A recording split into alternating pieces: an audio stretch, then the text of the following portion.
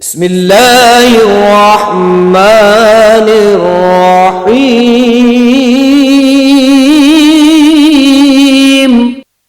الله يا رسول الله يا رسول الله يا حبيب الله يا حبيب الله يا رسول الله يا رسول الله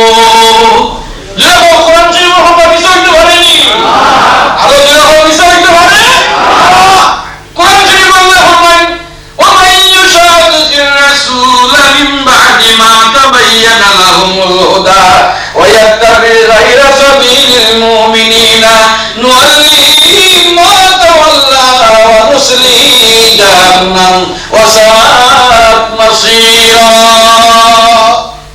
আল্লাহ আবু হইয়ান না আল্লাহ হইয়ান যারা দিলের ভিতরে রাসূলের প্রতি হিংসা রাসূলের প্রতি মন খারাপ হেদায়েত প্রকাশ হওয়ার বাদে ওটা হেদায়েত হওয়ার পরেও যার দিলের ভিতরে সাল্লাল্লাহু আলাইহি ওয়াসাল্লাম বলেন, আমার কোন উম্মত যদি একবার মুহাব্বতের সহিত বিসমিল্লাহ শরীফ তেলাওয়াত করে সঙ্গে সঙ্গে মহাপ্রভু তার আমলের মধ্যে 190টি সওয়াব দান করবে।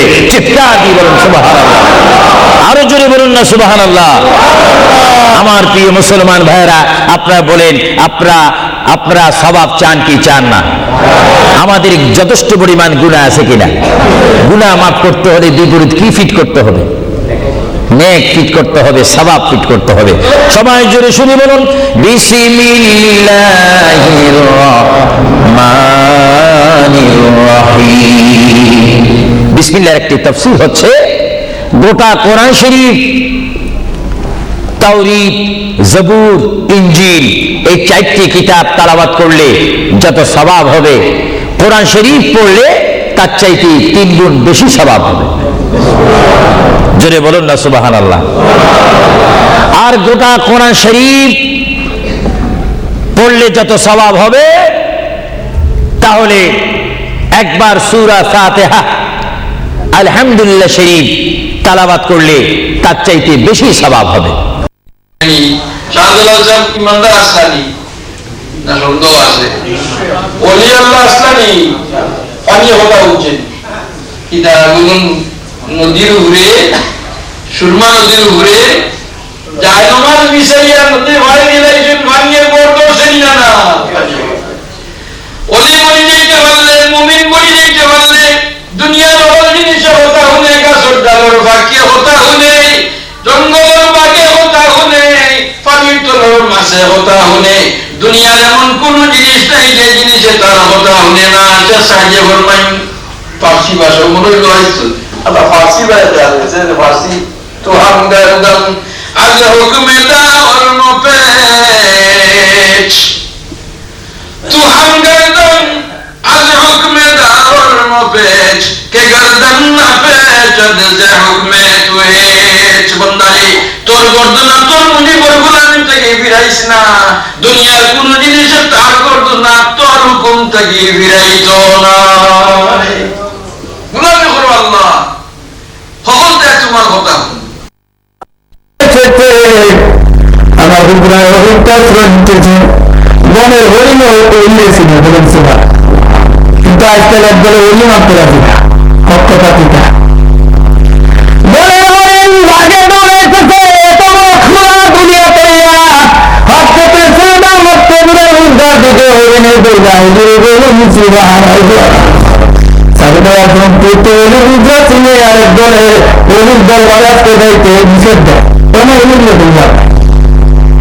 আমি তো ফসল রক্ত করা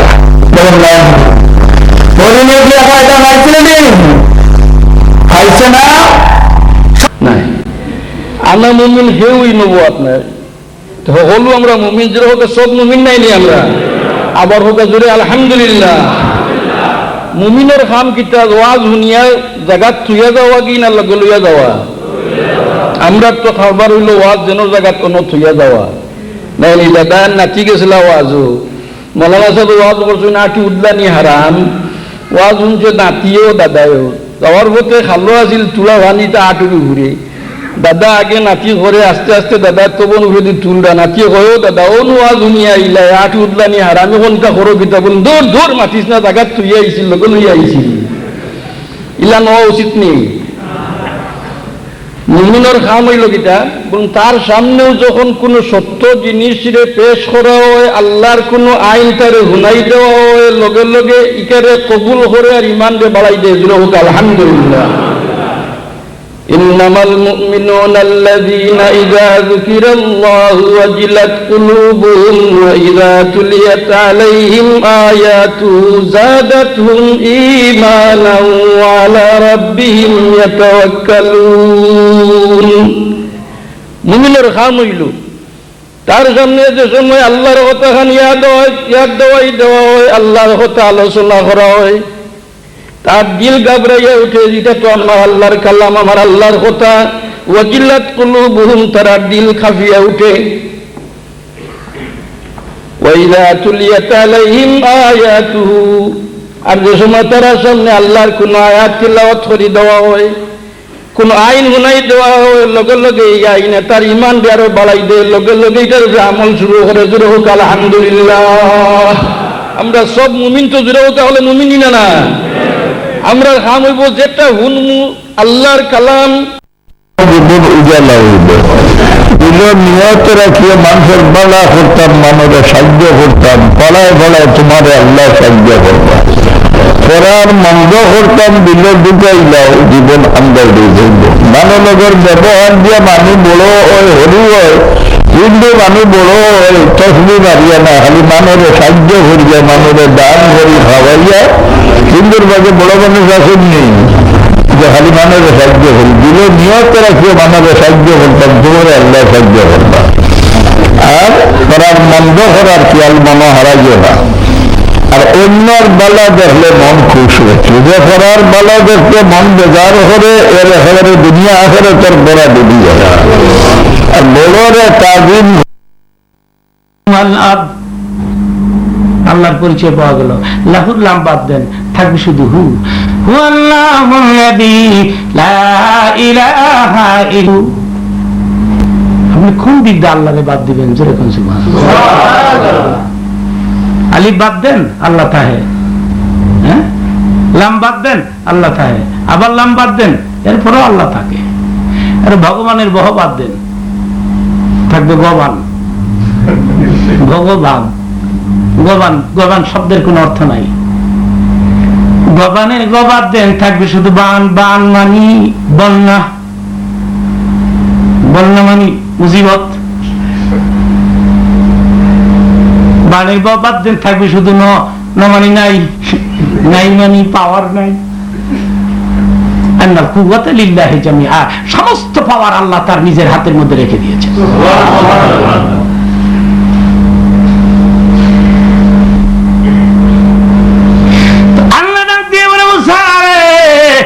আমি আল্লাহ যদি তোমাদের মতো ঘুমাই তাহলে আকাশকে ধরে রাখবে রে মুসা জমিনকে ধরে রাখবে চন্দ্র সূর্যকে ধরে রাখবে রে মুসা সুবহানাল্লাহ সুবহানাল্লাহ এত দামি নবী মুসা আলাইহিস সালাম জাবরিল এবং পাওয়ারফুল নবী মুসা নবী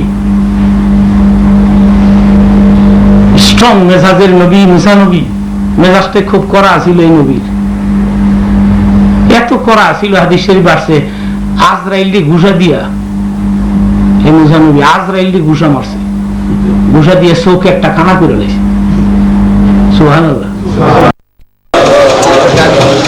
বিসমিল্লাহির রহমানির রহিম قل هو الله احد الله الصمد আলহামদুলিল্লাহ রাব্বিল আলামিন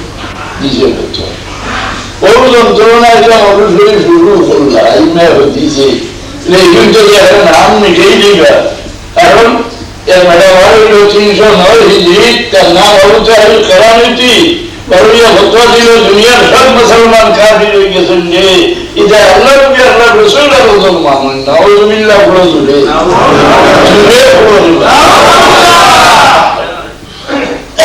জড়ি জড়ি হয়ে যায় কলমা সুর হারাম লিখতে হবে किसी आए थे दुनिया में और क्या कर चले दुनिया की लगे उद्देश्य और मुसलमानों একটা অবদানী জমিন রাখিয়ে দাও যে আমার কারণে এই দিনের একটা অবদান জমিন রইল কিয়ামতের ময়দানে লাগে যে হই যাওয়ার ভাই যে আল্লাহ আমি কুন্দার দরবার ছিলাম না তোমার দিনের এই খেদমতটা জমিন থেকে তোমার কারণে এই কামটা করিয়াছি সুবহানাল্লাহ বিশেষ করে আমরা আইছি আর দেশ ওইখান ইয়াদ রাখেন যে সব দুনিয়া দেখার জায়গা গেলে গিয়ে আত্মীয় স্বজন যেটা আসলে তারা ভুলে গেলে গরিব গুরু আত্মীয় স্বজন যেটা ইবাদত বন্দেগি গিয়া ইবাদত বন্দেগি মানুষ জায়গা কষ্ট পারে না আটকি যায় ওরা নাওল দিলা ঠিক হাই হাই আমরা মানুষের লোকে মানুষের না মিশলে মানুষের বুঝতে পারে না যে সমাজও কত হলে কত মানুষ দুঃখী কেউ বেমার আজারের কারণে দুঃখী আছে কিন্তু কত মানুষ আছে কত হলে দুঃখী না এই মানুষ দুঃখী মানুষের সব সময় গান খেয়াল রাখিও যে আই একটা দুঃখী মানুষ দুঃখী আমি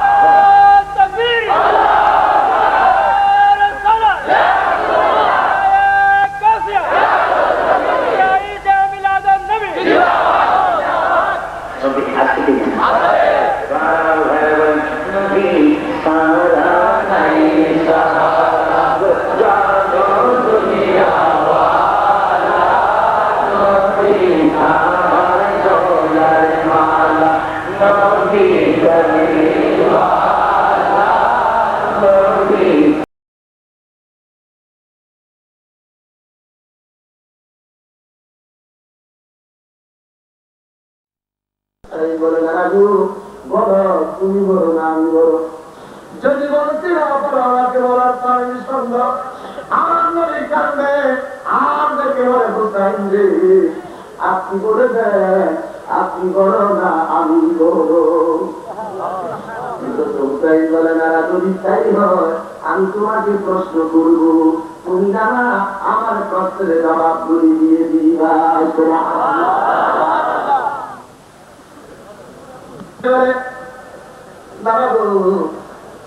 যখন আমাকে বলার পারমিশন তুমি দিয়েছ আমি তোমার কাছে জানতে চাইব না তোমার আম্মার নাম কি আমার নবী যদি বাড়ি ছেড়ে দিয়ে হুসাইন